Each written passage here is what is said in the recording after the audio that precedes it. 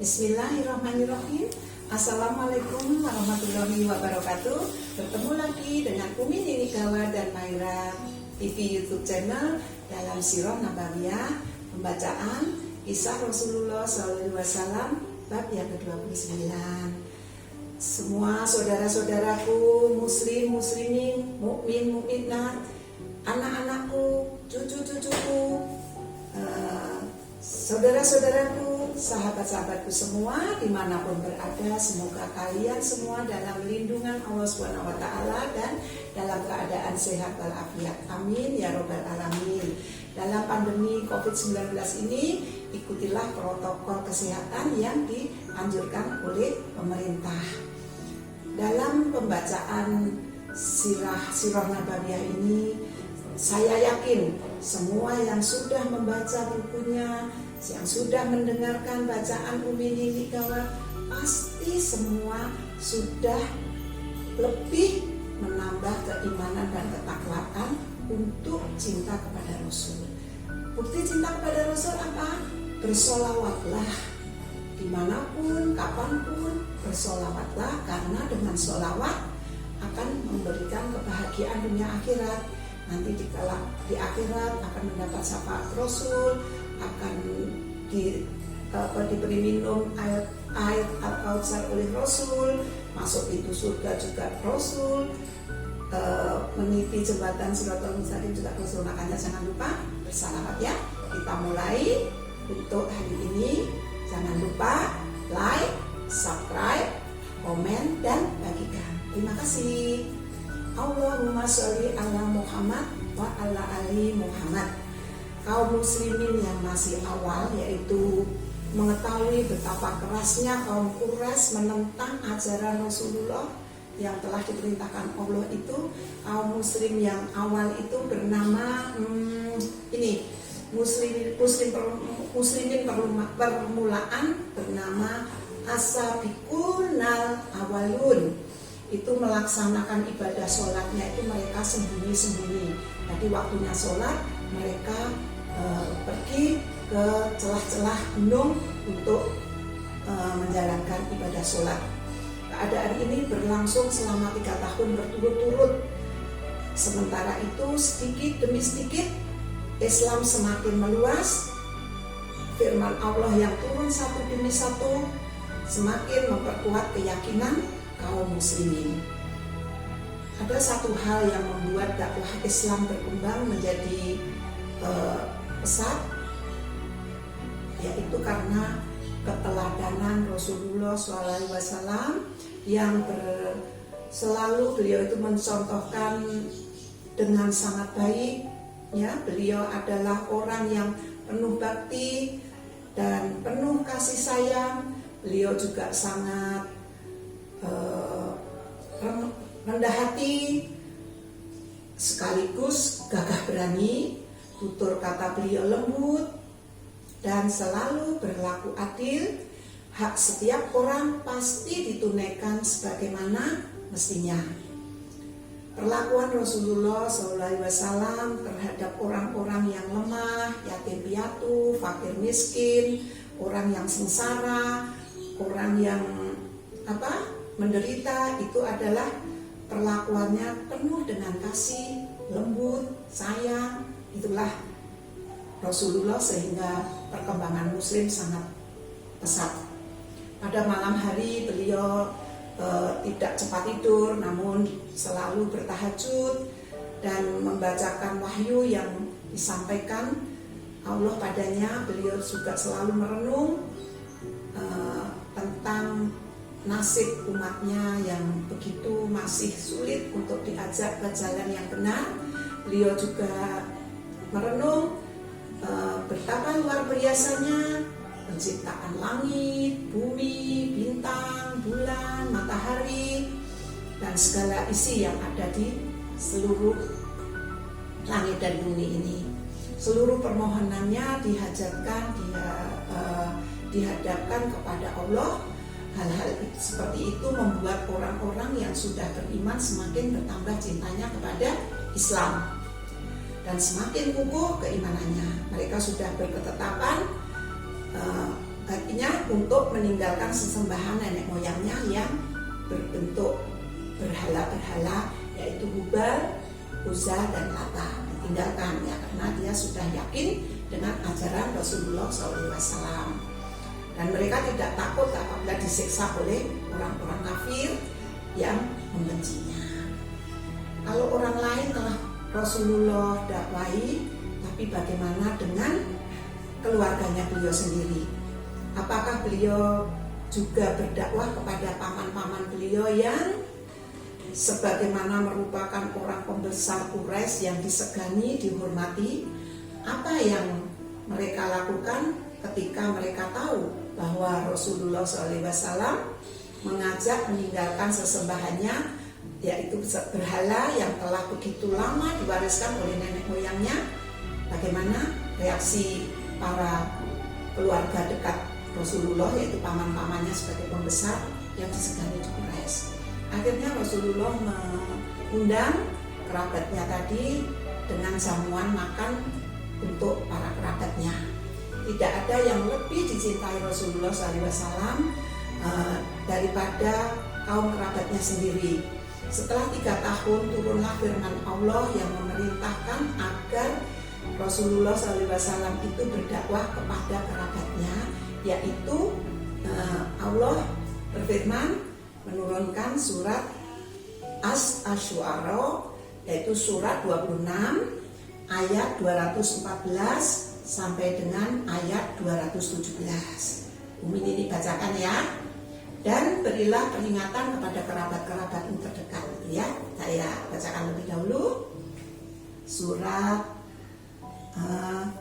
Asy-Syu'ara surat 26 ayat 214. A'udzu billahi minasyaitonir rajim. Bismillahirrahmanirrahim. Wa anzir ashiratakal aqrabin. Dan berilah peringatan kepada kerabat-kerabatmu yang terdekat. Ayat 215. Wahfid janahaka limanit taba'aka minal mu'minin. Dan rendahkanlah dirimu terhadap orang-orang yang mengikutimu, yaitu orang-orang yang beriman. Lanjutnya surat 16. Wa in asoika faqul inni bari'um mimma ta'malun. Jika mereka mendurhakaimu, maka katakanlah, sesungguhnya aku tidak bertanggung jawab terhadap apa yang kamu kerjakan.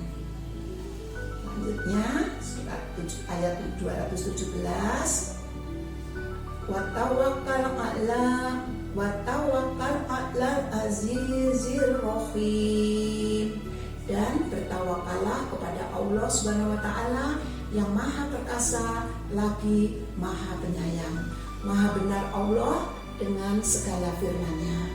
Rasulullah SAW mengundang kerabatnya makan, keluarga besar beliau untuk makan, dan mereka pun semua pada datang. Baginda Muhammad memberikan tamu-tamu yang datang tadi adalah paman-paman beliau yang kafir, yaitu pembesar-pembesar Quraisy yang disegani, dengan datang ke rumah baginda Rasulullah pada berkata, Muhammad, kasihlah aku minuman arak. Seru seorang paman beliau yang bernama Zubair. Jadi Abu Zubair minta arak kepada Rasulullah. Namun Rasulullah SAW hanya menyuguhkan susu. Setelah mereka makan, Rasulullah SAW berdiri dan berkata, saya tidak melihat ada seorang manusia di kalangan Arab yang dapat membawa sesuatu ke tengah-tengah masyarakat lebih baik dari yang saya bawakan kepada kamu sekalian ini. Kubawakan kepada kamu dunia dan akhirat yang terbaik. Allah telah menyuruhku mengajak kamu sekalian. Siapa di antara kamu yang mau mendukungku? Setelah selesai sesaat terpesona, semua orang-orang menggerutu. Jadi pertama Rasul waktu bersabda pada terpesona, namun hanya sesaat. Setelah itu pada menggerutu dan bangkit hendak pulang. Namun mereka kembali terperangah ketika Ali bin Abi Thalib yang masih remaja, sudah remaja kan waktu diajak makan karena sudah 3 tahun, bangkit seraya berseru lantang, Rasulullah, saya akan membantumu. Saya adalah lawan siapa saja yang menentangmu. Rasulullah SAW menepuk bahu Ali bin Abi Thalib sambil berkata kepada yang lain, inilah saudara saya, sepupu saya, anak paman saya. Hadirin pengganti saya telah ikuti dan patuhilah dia. Sabda Rasulullah seperti itu. Mendadak hadirin tertawa meledak-ledak dan seseorang berkata kepada Abu Thalib, ia memerintahkan engkau supaya mendengar dari dan mematuhi anakmu sendiri. Jadi mengejek kepada Abu Thalib. Kemudian semua orang bubar begitu saja. Tidak seorang pun di antara mereka, para undangan yang tertawa terbahak-bahak itu tadi, menyadari bahwa di antara mereka akan ditebas Allah, memang akan ditebas Ali. Memang Ali bersungguh-sungguh membantu Rasulullah SAW dengan kata-katanya itu. Kemudian Walid bin Mughirah.